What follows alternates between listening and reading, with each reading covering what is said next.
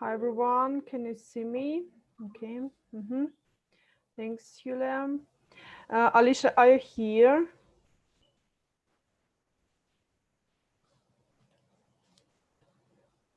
Can you hear me?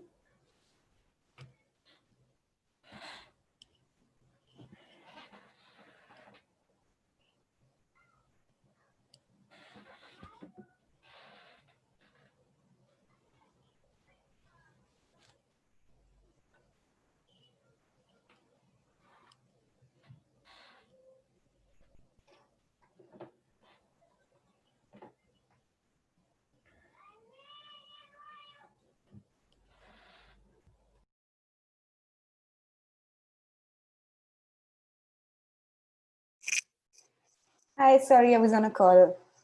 That's I can fine. hear you. Okay, nice. How are you? I'm good. How are you guys?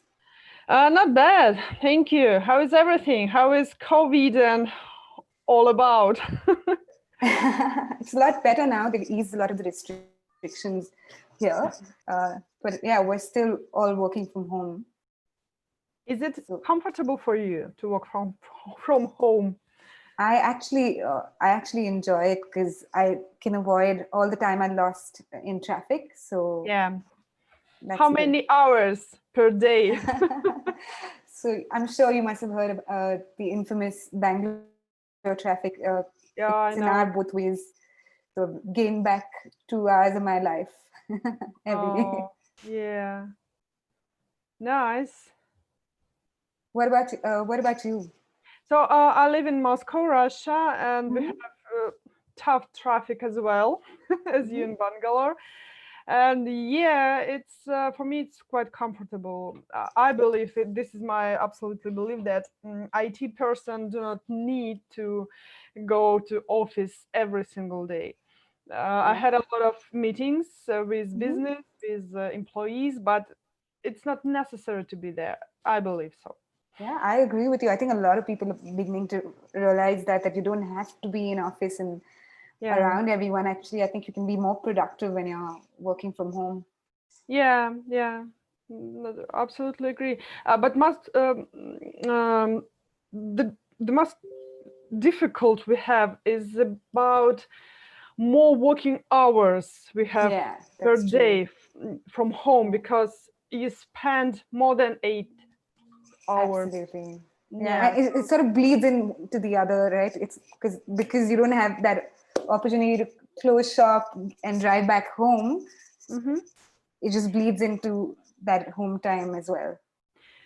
yeah, absolutely. Alicia, could I ask you to share your video because I Yeah. can't see you because we need to have you on YouTube. Yeah, hi, much better. Okay, and we are still waiting for Deepa.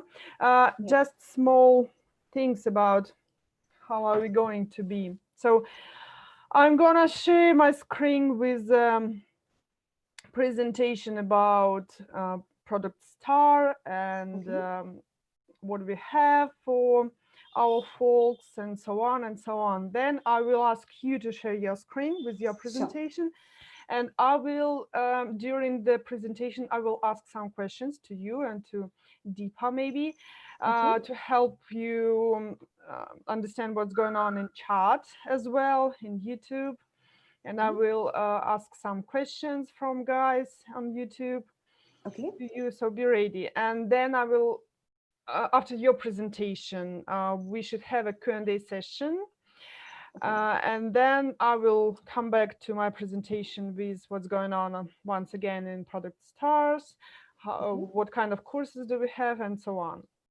Sure. Sure. So just to clarify, you're going to be Yeah. asking questions even during the presentation as well, just for the. Yeah, just because I will be like a lead of our folks. Mhm.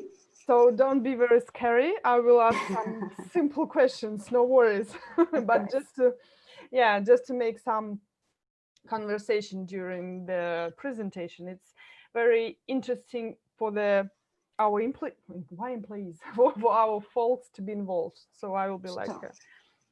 so no worries. Yeah, that makes hmm sense. I Yeah, I think. saw your I saw you have some let me open just a few seconds. Yeah, so you have some individual how to ensure your solution meets customer needs and so on. So you have some questions to folks, right? So they should provide some examples of their thirds and so on. Yeah. During the presentation. Okay, that's fine. Would you need the link as well? Because I know I put it in the deck, but then no, I have the presentation, but you will share your screen with your presentation. I have it as well, but and where is Deepa? She's trying to join in. She just said that we couldn't hear her, so she's trying to join in again. Okay. Just because we have 1 minute. 1 minute left. And let me switch my audio for a second. Sure.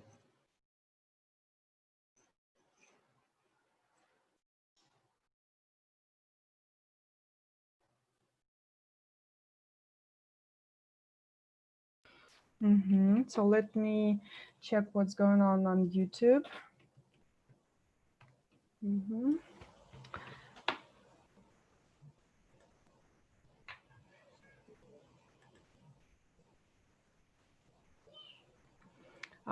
Translation is already here in YouTube.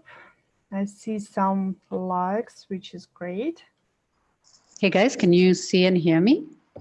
Yeah. Okay. Hi Deepa, how are you? I'm doing well. How about yourself? Not bad, thank you. So, okay, we will start in shortly. So, okay. I see that we are on YouTube, so I believe we can start. So hi everyone, my name is Taisi, I'm your host today, and today we have Alicia and Deepa who will share the wonderful presentation. Some small comments, some small moments from my side, organizational moments. So you see us on YouTube, and please ask your questions on chat, and I will ask the question to our speakers. Could I also ask you to provide who you are, where are you from, and what kind of interests do you have in product management? Are you in U1 in product management, or are you already junior or even middle or even higher? And please share your experience, who you are. Please share your vision, whom are you going to be, and how Product Star can help you. Let me share my screen, and I will share you some information about Product Star, about who we are, and then I will over to our ladies with their presentation. Just a few seconds to share my screen. Can you share my screen? Or can you see my screen? Yep. Okay, great.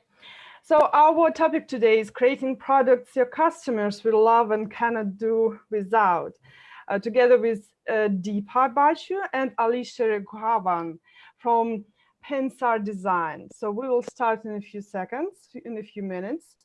Now I'm going to present you some organizational information about Product Star, where we are now. Please send your questions and comments in YouTube chat, where you're looking us. The full recording of the webinar and presentation will be available on our Telegram channel tomorrow, as usual. You can open the document for interactive part if you can scan the following QR code from your phone, or by the link in the YouTube chat. The best question, ladies, and it's up to you, because during the presentation, we will collect all the questions, and I will ask you to provide your answer to these questions. And please remind what question was very interesting to you, or most, I don't know, most interesting, most rememberable for you, and we will provide a gift to present at the end of the session. So keep it in mind, please. What about a course from Product Star we can share with you. So product management course, it's 6 months duration, 60 lectures and 60 practical exercises from verified industry professionals. Our platform always allow you to complete the course at your own pace and whatever time zone you are. At the end of the course, we will help you to find an employer and prepare for the job interviews. We should have some interesting parts about how to find interesting job in product management. It's also a great opportunity to find more people and to grow with your networking. So you should have a lot of mentor support as well during the course.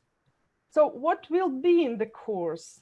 6 months, as I already said, of training with best industry's top specialists, 60 lectures and workshops. Of course, it will be on webinars, it will be some workshops, live questions, answer sessions like we have today, for example. You may see that it will be very friendly, very interesting. You may ask any questions to our presenters.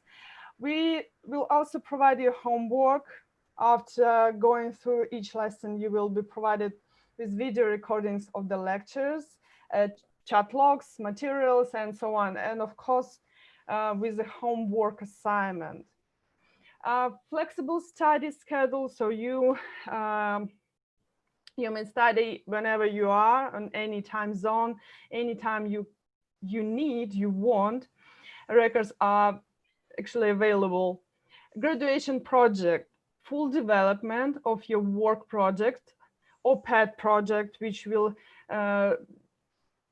help you to find more opportunities to be a product manager. Employment assistance, pre-interview training sessions, which is really amazing opportunity because you can test yourself and you may prepare yourself to a real interview. And who the course is perfect for? Marketers. This is someone who already knows something about product management, but want to grow more and build a career in product marketing. Top managers, of course, because it's all about structure your work and systematic system develop digital products, because you need to have an overview about what's going on with your project, how to build, how to improve your product. Project managers, this is a common way to be a product manager, to start from project management as well.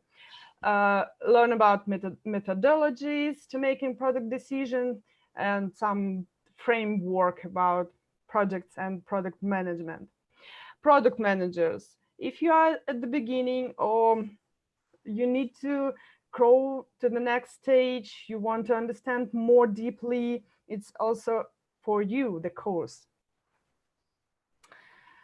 What results can you expect from completing the course? Certificate, of course, a comprehensive knowledge base. This is the primary, because you will understand and you will actually get necessary professional skills, how to build and how to improve your product. Useful product management skills, because it's not only about technical skills, it's also about some soft skills, of course, as well. We will talk about it during the course. High quality contracts and networking as a great opportunity, as I already said, with persons from product industries. You can find more details about the course by the following link at productstar.org/productlive. You may see all the materials there, and actually our live stream as well. And I will ask you once again to provide who you are. Please tell us, where are you at the product way?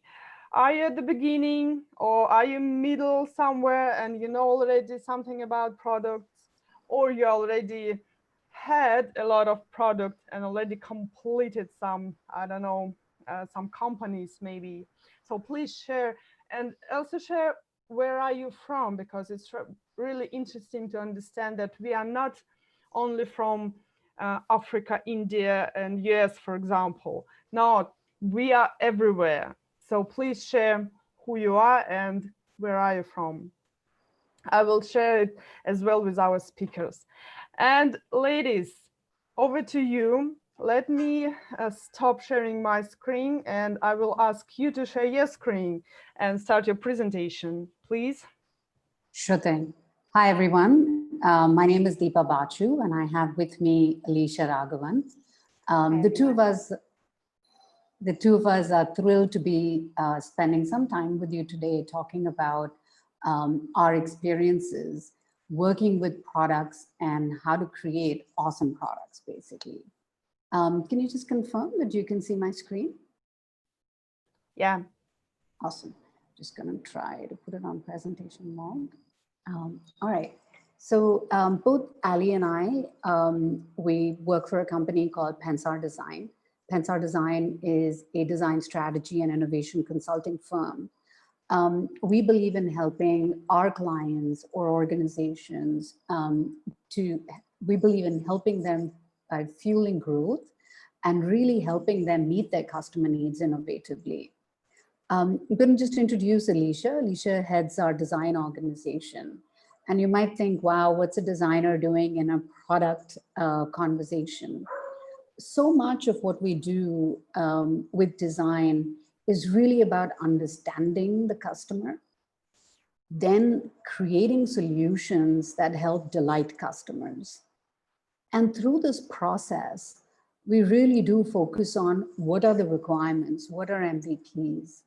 And, you know, I met Ali a few years ago when, you know, I was quite impressed by how right after, you know, completing her graduation, she focused on doing her own startup.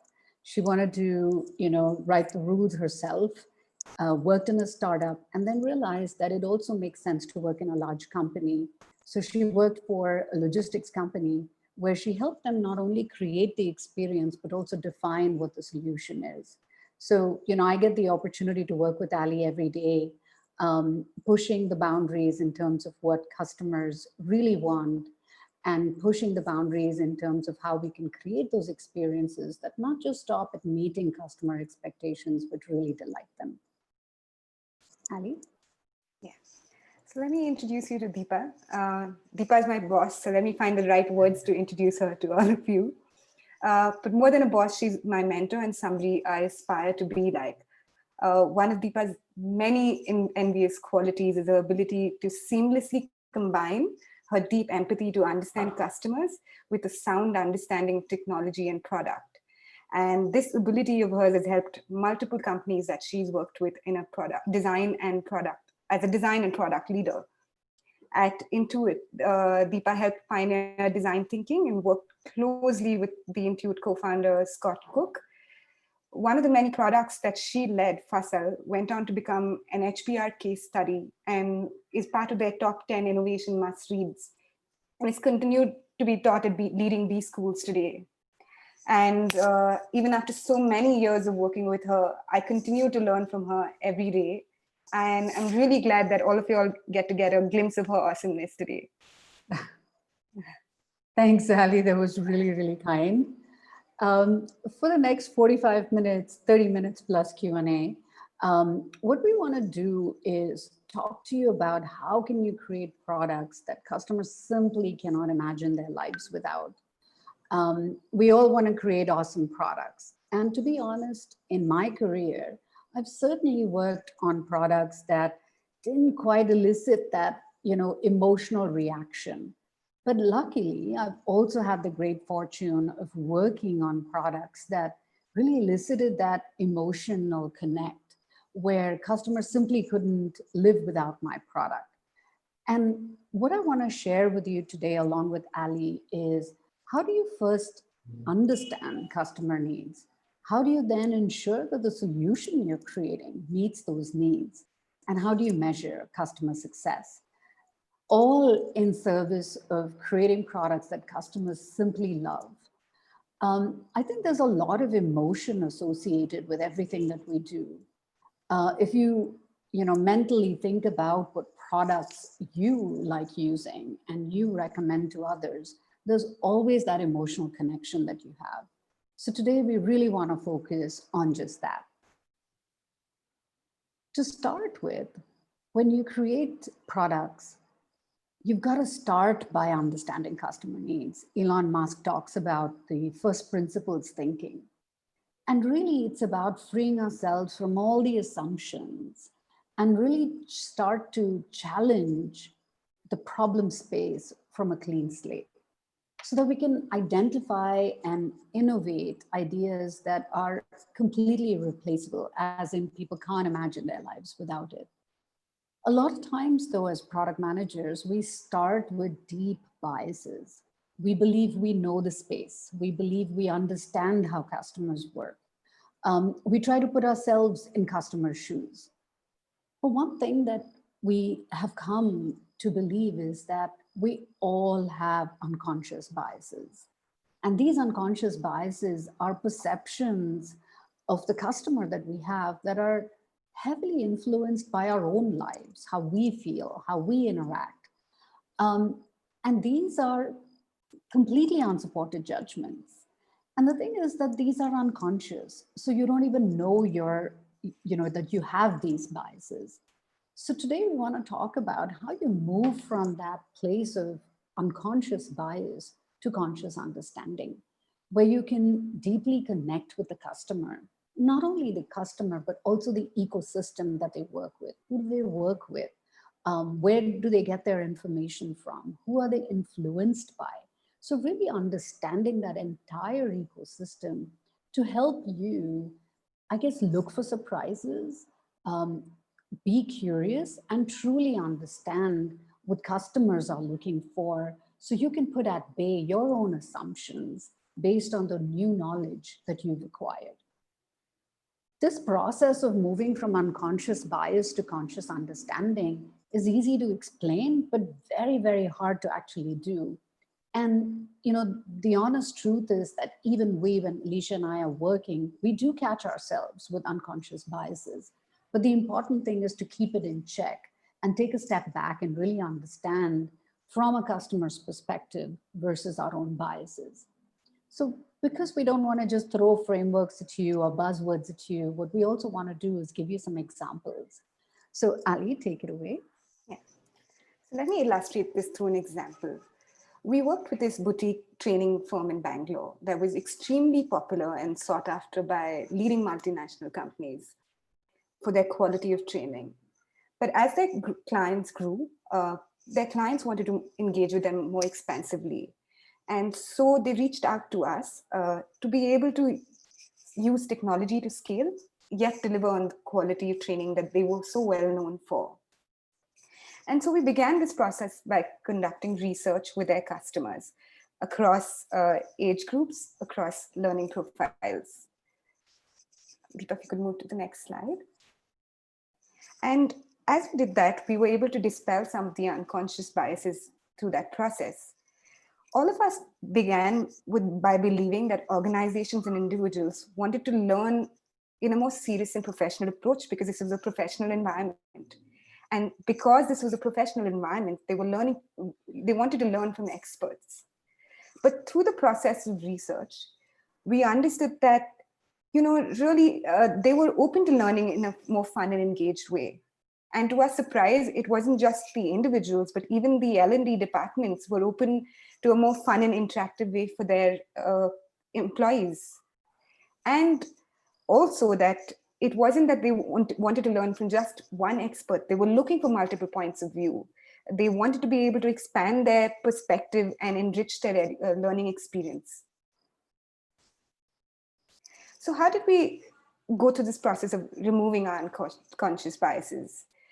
Through the process of customer research, we struck up conversations with different customers.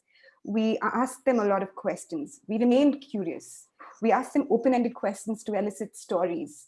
And not just stop with the first answer they gave, but to really keep probing and following up to understand them more deeply. We listened. A rule that we follow at Pensar is 90-10, where the customer speaks for 90% of the time and we speak for 10% of that time. So you follow up, you paraphrase, you try and understand what they're saying, and you play it back to them. And you savor surprises. So you don't treat them as obstacles, but every learning, everything that you learn during research is something you savor. And finally, you observe, because humans speak in the form of intention. And through observation, you are actually observing actual customer behavior over what they say. Deepa, we can move to the next slide. Yeah. So what we wanted to first talk about was, how do you get to those deep unmet needs, and how do you understand through the customer's lens versus your own? We've got a quick exercise for you. There's a link. Julia, I'm not sure if this link has been shared on the chat. We'd like you to take the next couple of minutes, maybe even 5, to answer this question for us. How do you guys, as product managers or product manager aspirants, how do you ensure that your solution meets customer needs?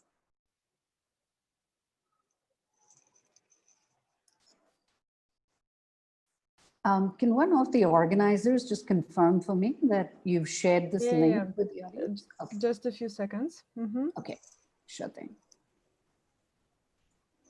So while that's being done, guys, I just want to basically go back to the framework that we're talking about, which is... could you please go back?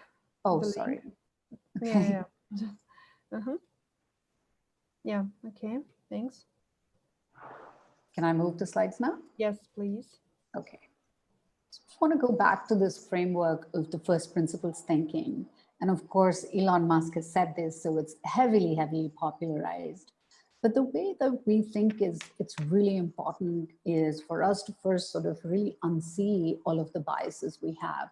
And given that they're unconscious, the only choice that we have is to build deep empathy. And the ways that Alicia was talking about, those are the ways that we can build empathy, right? To start by listening to what people have to say, asking them those questions and not being afraid to do it. Ask a lot of curious questions, but more importantly, listen and observe what they're doing. Because a lot of times when you have conversations, people tell you what they think you want to hear versus what they actually do. And that gap between intention and behavior is a really important one for you to solve for. Julia, how might we see what, should we go to that link as well? Ali, maybe you and I can go there.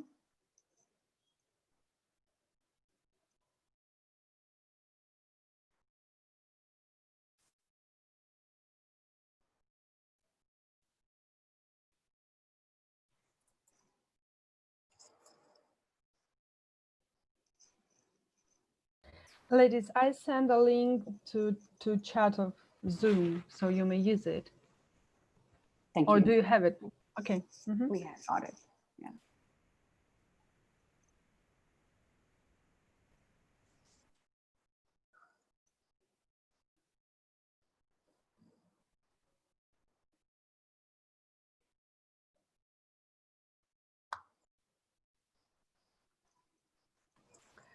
So everyone, it's a simple Excel list. So you may put any thoughts, any minds about the topic into any cell.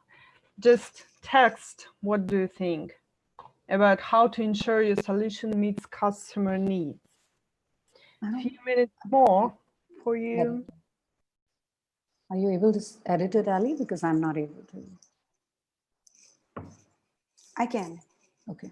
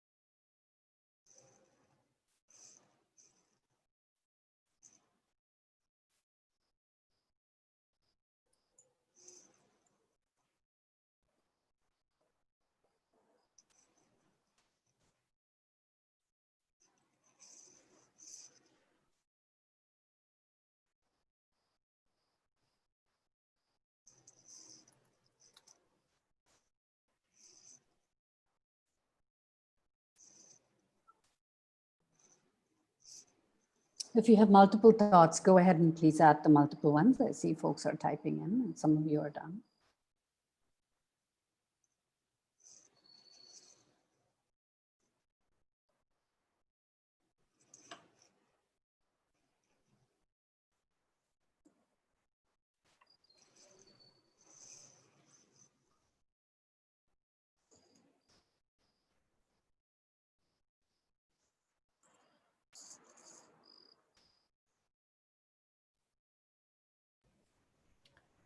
One more minute, right, ladies?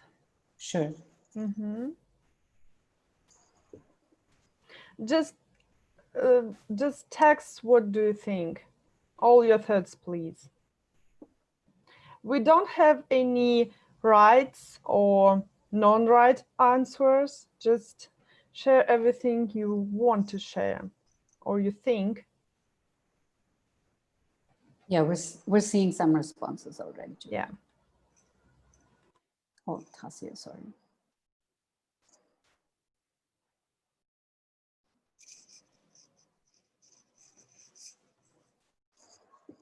All right, we'll just give it another 30 seconds.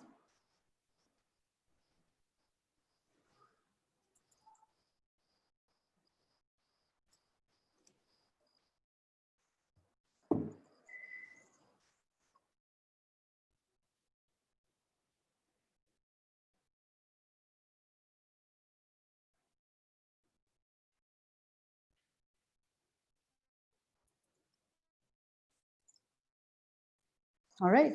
Thank you guys for your responses. Some of you have talked about user research, validating through MVP. Some of you have talked about KPIs. You've talked about customer feedback on product metrics. You're talking about testing with the user itself to see if it meets. Speak with them in the context, I guess. There's some tips of what to do and not to do. Don't prompt for responses. Try understanding the jobs that customers are trying to get done, and that's a really good one. Oh, wow, and someone's given us steps on what to do as well, which is great. Folks are typing vigorously, so I'll just give that another few seconds. So yes, absolutely, you want to test with the users. But even before you test with users, how do you, through the process of moving from that unconscious bias to conscious understanding, how do you get to a place where you have confidence that in fact, the idea that you've come up with can meet the customer's needs? Someone's referred to the jobs that the customers do.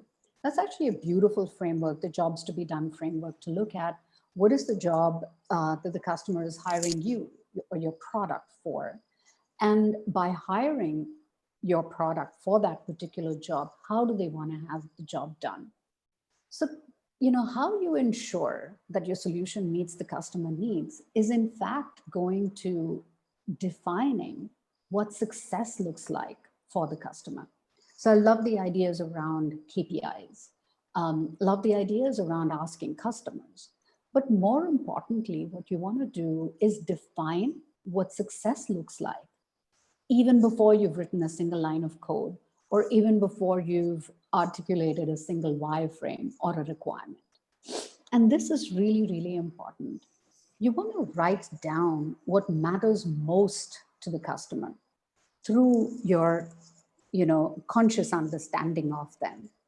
You want to look at what is the reason that the customer chose you or will choose you over competition, and articulating that and writing it in a measurable way is really what the customer benefit metric is all about.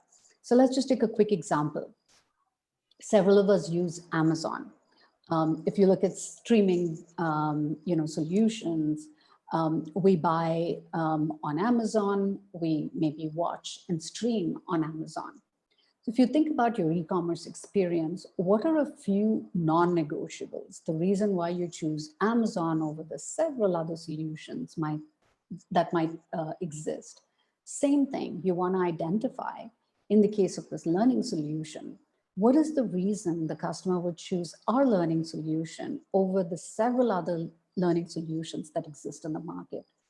That is how you measure success. That is how your customers measure success. So those should be the same way that you measure success. So you first write down what matters most to customers when they choose a solution. What benefit do you think will actually make that improvement in the customer's lives? And then you define a quantifiable metric, not something about the customers liked it or didn't, but really a way to quantify using behavior. And of course, you could have multiple customer benefits. So you write all of them and you connect them up with the problem statement itself that you're after. So first thing, after you move into that state of conscious understanding, you write down the problem that your customers want you to solve, or in using the words of some of the folks that responded, the job that they want you to accomplish for them. And the customer benefits are how they want you to get it done, how they're measuring success. So it's a little counterintuitive, but even before you start your brainstorming or ideation, if you have a clear view of how customers measure success and you're able to articulate it, you can now look at all of your brainstorm solutions and see which ones work best from a customer standpoint.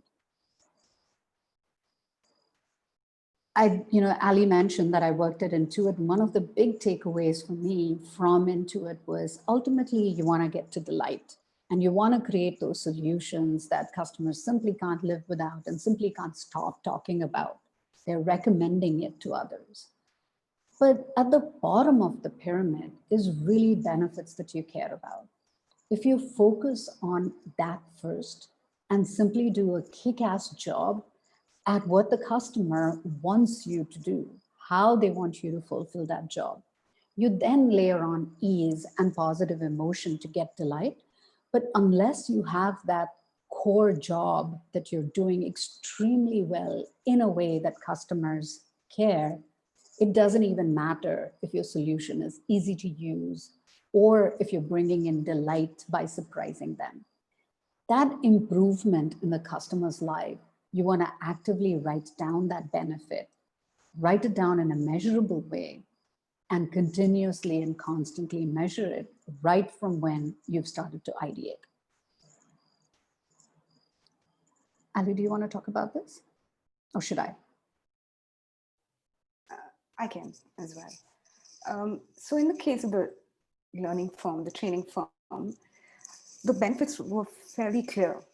There was, give me access to multiple viewpoints that I will contribute to my own learning and to help me monitor progress. And each of these benefits, if you think about it, can be measured in the way that they engage in their own learning journey, in the way that they seek multiple viewpoints, and in their ability to, how often are they possibly tracking their own progress.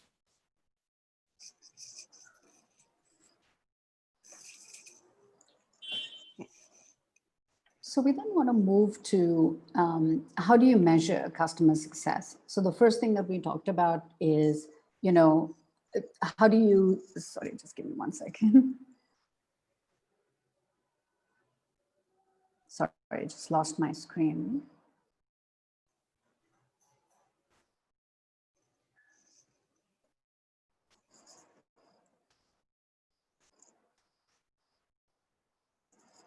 Spinning out of control. All right, so the first thing we wanted to talk about and we talked you through is, excuse me while my slides do whatever it is they want to do. There you go, I think I'm back on track now. The first thing we wanted to talk about was how do you understand customer unmet needs? And again, they say repetition doesn't ruin a prayer. So I'll talk about how you want to think about, you want to move from your unconscious bias to conscious understanding. The second thing that we wanted to talk about is how do you ensure that your solution meets the customer's needs? And this is by identifying those benefits, how customers define success, why they would choose you over competition. That's really what you want to articulate and look for yourself. Even before you take it to customers, you want to look at how do you look at the various ideas you have and how does that stack up against the customer benefit of how they wanted to, for you to solve the problem itself. And the third thing is, how do you measure customer success? Yes, you have customer benefits and you have those measures, but as several of you talked about, you want to go out and test this with real customers. So Ali, do you want to walk through the experiment canvas on how you can actually measure success? So I'm sure a lot of you must have heard of Eric Ries's lean experimentation. And we use the experiment canvas to design experiments on key assumptions we're making about the solution, which if not held true, the entire solution will fail. So you start with a vision for your solution.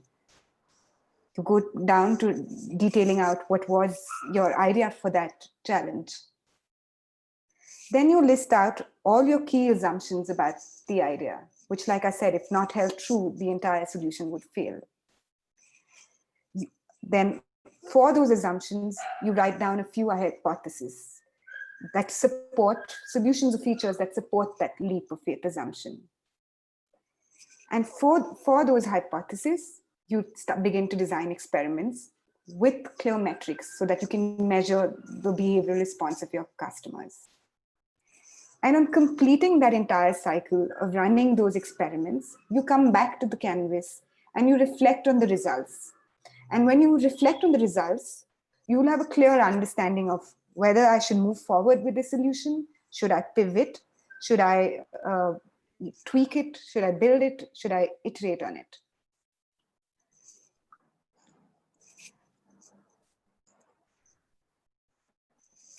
So in the case of the training firm, there were a couple of ideas that we were looking at.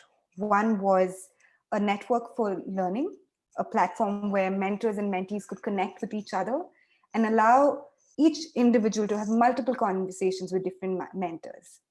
And the other idea that we were looking at was a gamified learning platform where people would play games online to learn. And the critical assumptions that we were testing for each of these ideas was, one, that people would in fact be comfortable with meeting new people, meeting new mentors every single time. And two, that people will be open to learning in a more fun and interactive way.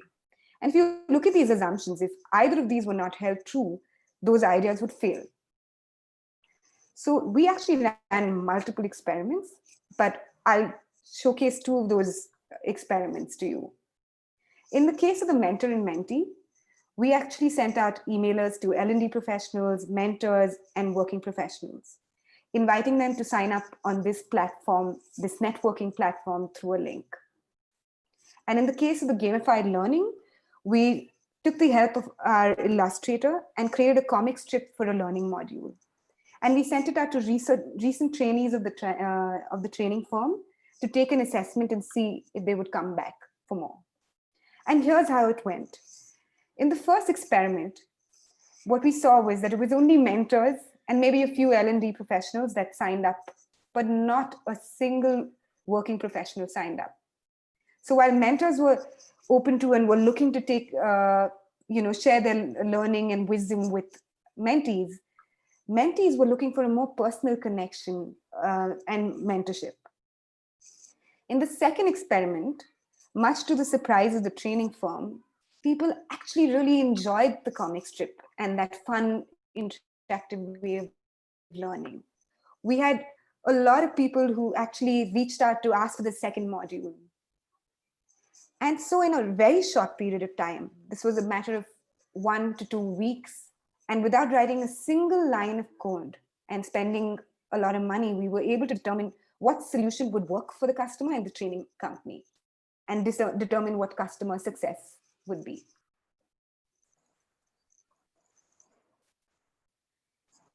Yeah. So at this point, what we'd like to do is, I think we went a little faster than we had anticipated. We want to open up for questions, but I don't know, guys, if you noticed, I'm also putting in some comments on that Excel spreadsheet for the question we asked. So feel free to look at some of my responses, and I'm happy to continue responding to that as well.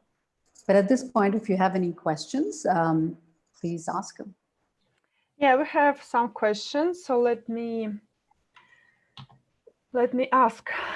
From the first principle thinking slides, if we are PM and have done lots of research on the same product field, didn't we know the challenges? Will it be right to say to forget all the challenges? Yeah. So it's a really interesting question. While at Intuit, I did work on a solution that had been, I don't know, I think it was like version 30. Every year we'd like roll out a new version of the product. And I will tell you this, you have to have a lot of humility to go back to customers. One, customers' needs change. Two, you get new customers. Hopefully you're always looking for new customers. And three, you can really never know enough about your customers. You know, you might, again, you know, a lot of the unconscious biases seep in, especially when you believe you already know what the customer needs, what they're doing, and why they're doing.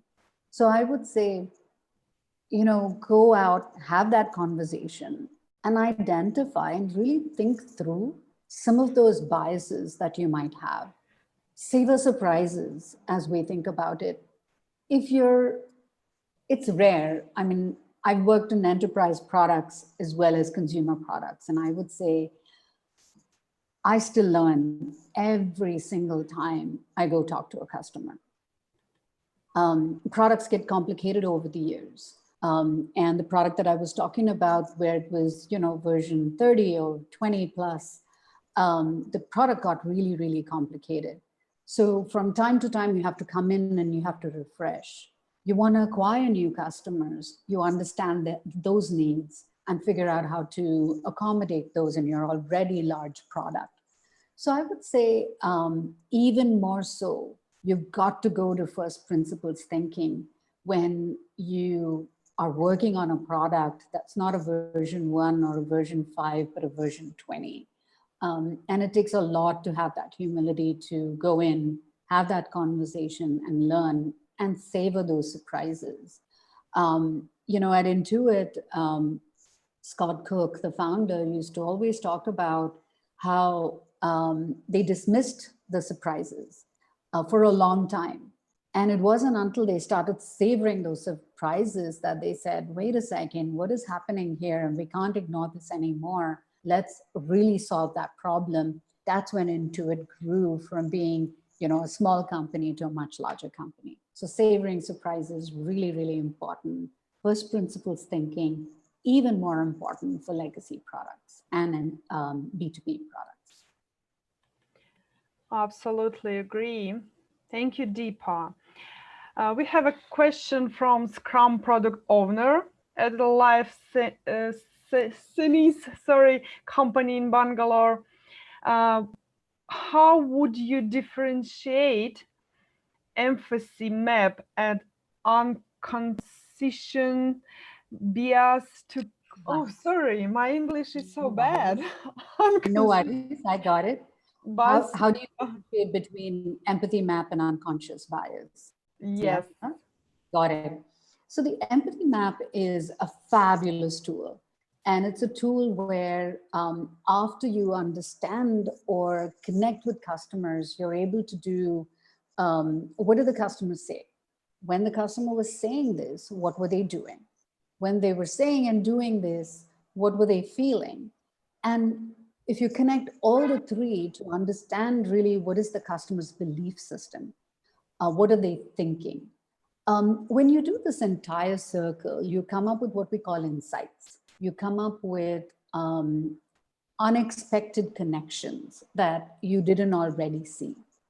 These are insights, and empathy map is a tool moving from unconscious bias to conscious understanding is a mindset.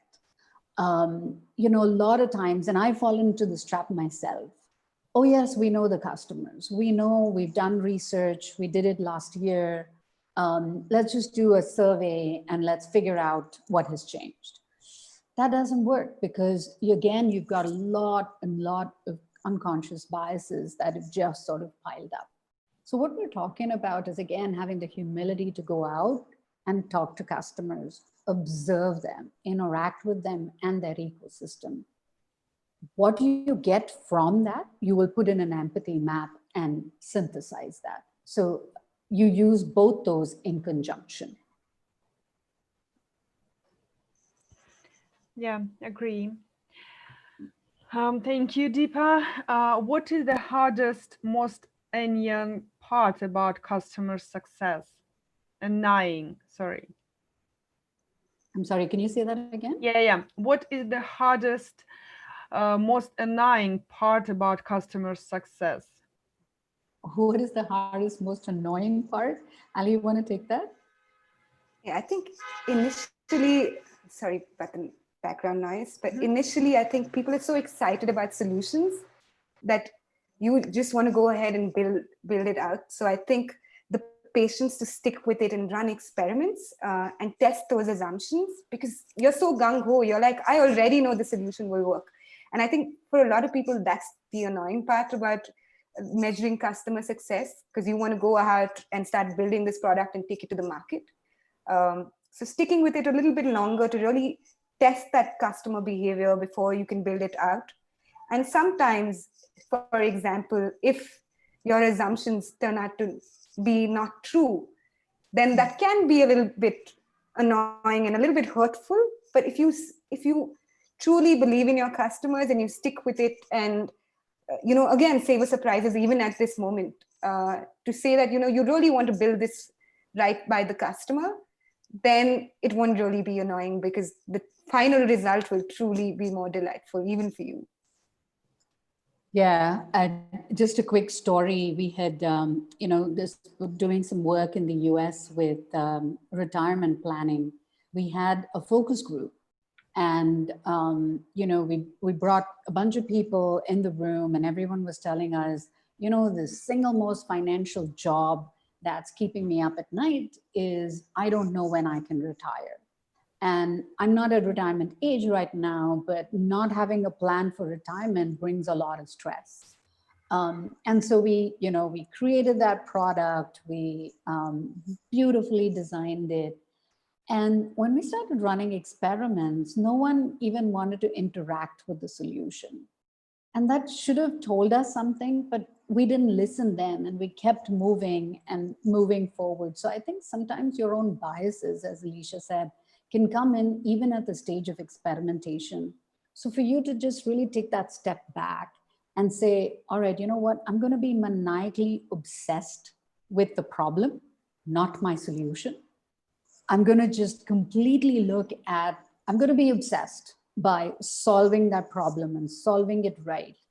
And I won't stop till I find the best solution for my customer. That process can sometimes be really annoying because you think you've come up with some amazing solutions, but customer behavior doesn't seem to support that understanding. And what can be even more annoying is some of you in the Excel said, hey, you can go talk to customers, ask them what they think, do prototype research. In this case of retirement planning, we actually did a lot of prototype research and customers told us they love the solution and that they would absolutely buy it. So when you get things that don't line up, that can be really annoying and frustrating when customers say they will do something and then they actually don't. And you're constantly looking at, wait, maybe I went to the wrong customer set. That can be really annoying. But there's a lot of dissonance that's created when you just simply ask customers. You want to put experiments together so you can see real behavior. So I'm not saying don't prototype research. I'm not saying don't prototype. But when you get positive reinforcement with prototypes, take that with a grain of salt. It's, start celebrating that success only once you've seen true behavior through your experiments, but not when you're prototyping and customers are telling you that they love your product. Yeah. Thank you, Deepa. Absolutely agree. Customers are not our enemies, I would say. They are someone from whom we may take some opportunities. So we should talk with our customers. Absolutely. Another question from Prashant, who is working as an associate product manager in a healthcare tech startup in Bangalore. So he's asking how to balance the needs of the end users with the needs of the business partners in a B2B product. Yeah. I mean, ultimately, whether it's a B2B or a B2C product, you always have end users. And I would say that is who you want to focus on, the end users. Having said that, in B2B, the big challenge is that the person that signs the check for your product or buys the product is different from the actual end users. And so that can create a little bit of friction when that person has different needs. So when I've worked in B2B environments, and I know Ali has as well, so I'd love for her to answer this question too. When I've worked in B2B environments, it's been really important to have two users that you think through. First and foremost, the end customer. Because even after you sign the check, if you're not getting active use, they're not going to renew your subscription, or they're not going to continue using your product. So first focus on end customers, but you're also going to have to create dashboards or solutions or functionality that even the end users may not use, but the person that's signing, the dotted line to bring you on board as a solution will. So you've got to look at the secondary customer as well. Ali, anything to add?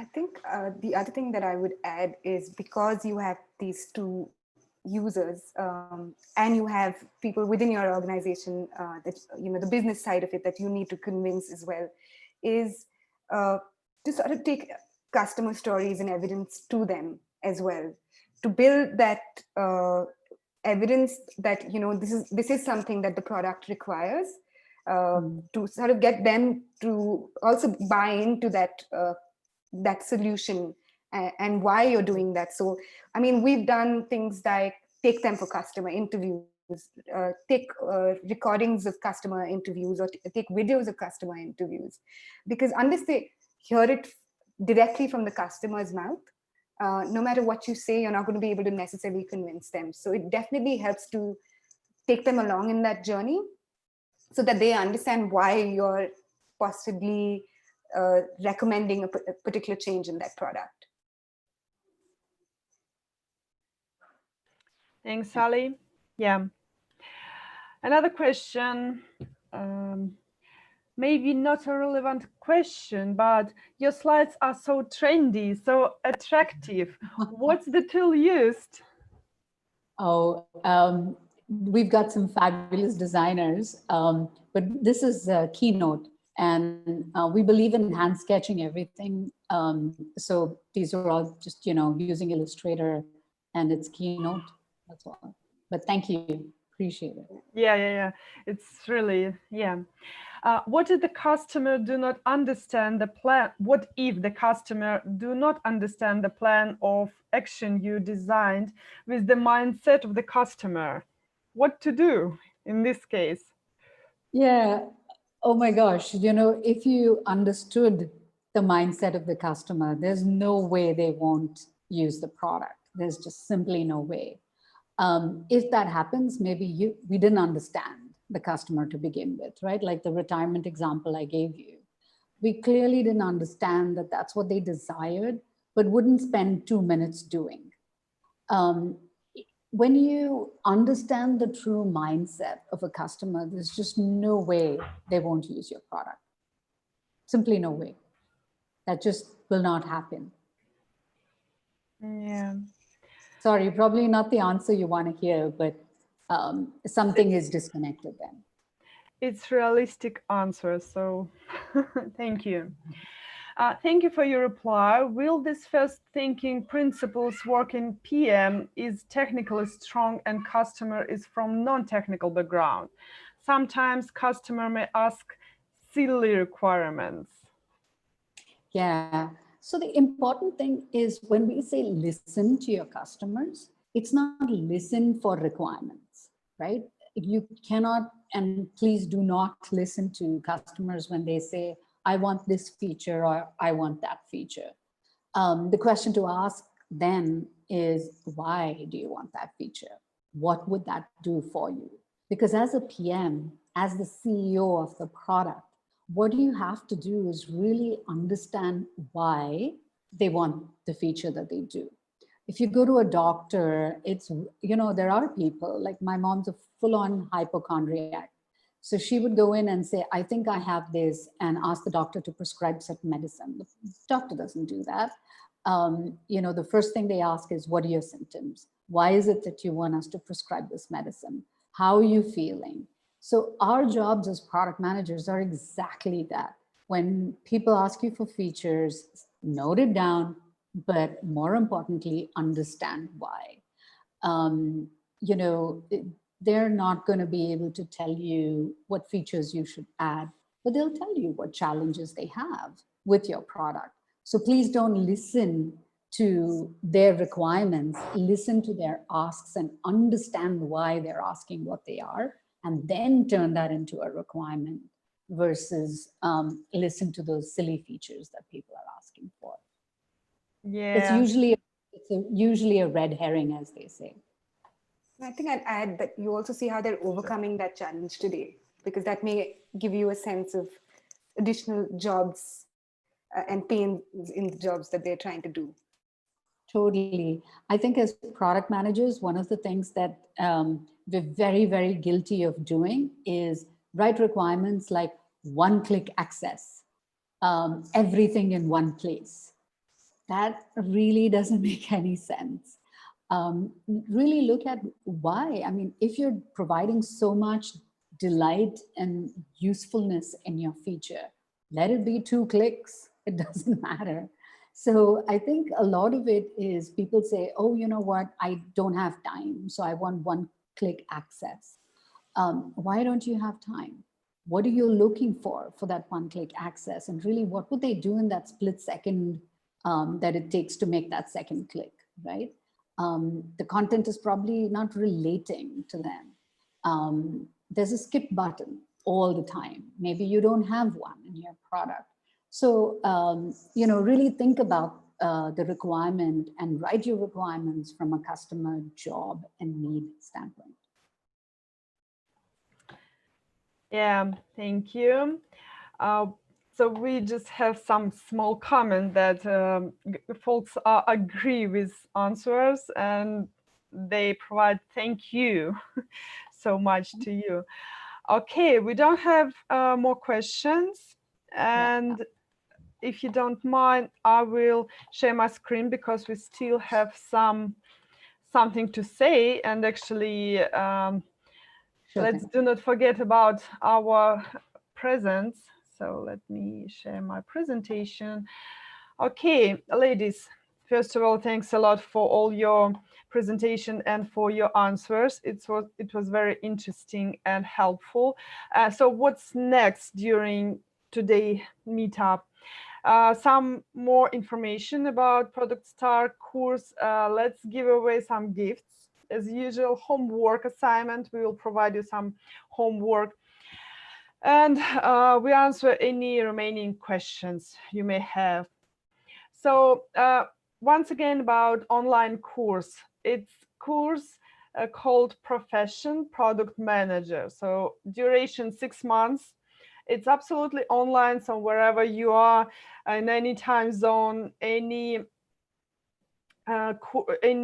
lessons are available to you, access from anywhere, anytime, trainings with practical exercises. As usual, you should have mentors, persons who will provide the trainings, and you may ask any questions during the training and after that, and so on. Availability, once again, lifetime, anywhere. What you get, employment, I believe it's very important. Not today, not tomorrow, but always to have not only a certificate in your hand, but a real knowledge and a real project or product you already created. So during the course, you will create some new new products, I would say, new portfolio of something small or big, it's up to you, products. Emphasis of practical application. We will always provide you a lot of practice, a lot of knowledge as well, but practice as well. And as I already said, mentor support, always available. So who should be the speakers during the course? You know some companies from where our speakers, so I will present you Prashant, Senior Product Manager, Microsoft. He already was our speaker during Product Star meetups. Michael Karpov, he's Product Director in Skyeng. It's an English learning platform. Adrian Milnikan, he is Chief Product Officer, Evinia. Andrew Mende, he's Product Manager, Booking.com. We know Booking.com, everyone. Anna Naumova, she's a Senior Product Manager, Zello. Roman Abramov, Product Director, CarPrice, and Vera Rapkina, Head of Reviews, AppFollow. Let's take a deep look at the program. You can always find a lot of information about the course on our site. Let me share where could it be. You can find it on productstar.org/product-live and how to become a product manager. You may find what sections are included into the course and what contains from this every single section, what can you understand from all the sections, and so on. A lot of information. So please go over productstar.org/product-live. And about our gifts today. So ladies, at the beginning, I was asking you to remind all the questions from our folks, and it's up to you.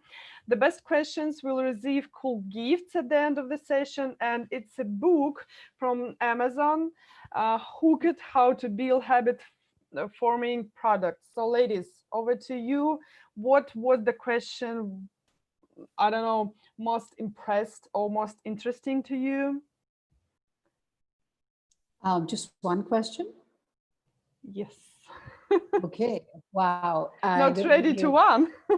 Yeah, I think people will start to hate us. Yeah. No, I mean. You know what, I like the question about, you know, if you've been working on a product for years, the first one, very first one, is it important to have the first principle thinking? Let me check. Working in real estate company. No, need to start principle thinking slides. Yeah, it was Sagar Kumar, right? From the first principle thinking slides, if we are PM and have done this question. Okay. Yeah. So it was the question from Sagar Kumar. So Sagar, could I ask you to, it's Zoom, it's so interactive. Could I ask you to ask Julia? This is a Telegram name for Julia. So ask your gift from Julia, please, in Telegram channel. Okay, ladies, great. Thank you. It's a great book, by the way. It is really one of the best books for product management. Absolutely agree. So our homework today, product manager skills chart. Please download the chart, or you may use QR code. You need to score each product management skill that you have. Be very honest with you, because this product manager skills chart, it's an Excel form with all skills which should be for product manager, and you may scale what kind of skills do you have and what is the scale for the each skills, to understand where you are on the way to be a product manager. I don't know, at the end somehow, somewhere, we should be a great or, I don't know, good product manager, who knows. So this is real test for you to understand where you are and where you are going to be. And as usual, please join our Telegram channel, productstar.org. You may use QR code. And ladies, once again, thanks to you. It was very interesting and useful. I hope to see you again. And have a wonderful week, by the way. Thank you. And I just wanted to say, in case there are any questions that folks Sure. have, we're also Bangalore based. I noticed several folks were from Bangalore.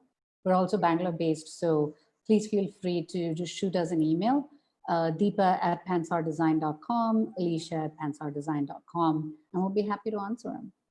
Yeah, thank you so much. Thank The you. presentation will Thank be you. available tomorrow in the chat. So see you. Take care. Thanks. Bye-bye. Thank you. Bye. Bye-bye.